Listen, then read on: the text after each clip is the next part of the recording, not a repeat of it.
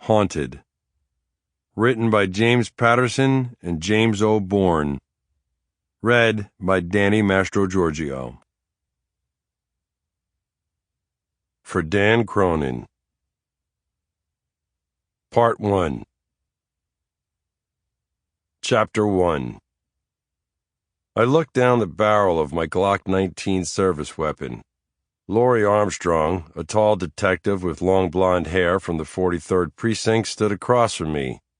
Hector Nunez, a crimes and missing persons detective who looked like he should play linebacker for the Jets, was about to knock on the door.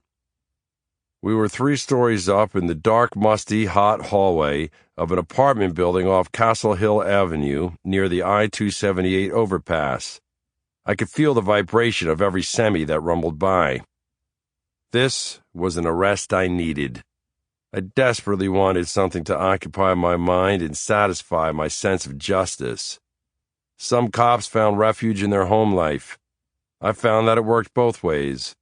Right now, I needed to be at work and get some distance so I could be the man I wanted to be at home.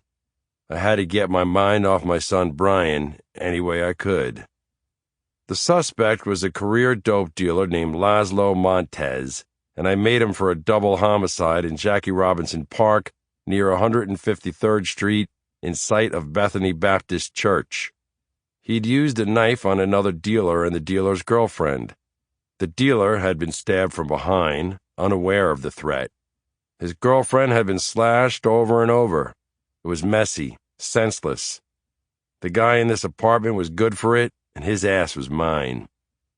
Hector looked my way. I nodded, and he knocked. Politely at first. No sense in scaring the suspect. A voice from inside shouted back in Spanish, "¿Quién es?" Who is it? Like any good NYPD detective, I had a working knowledge of basic Spanish. Hector said, "It's me. Open up." There wasn't even an answer from inside. That meant the game was up. Hector said in a flat voice, "Policía, abre la puerta."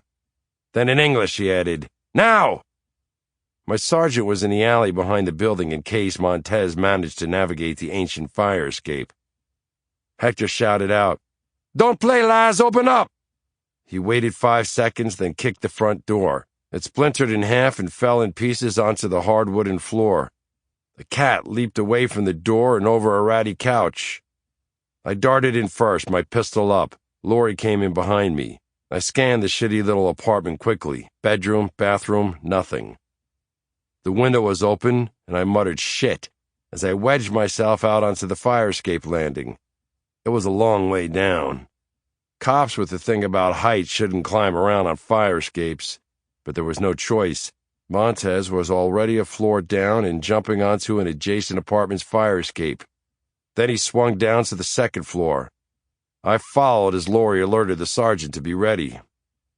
Montez was young and nimble. I was older and, well, no one ever called me nimble.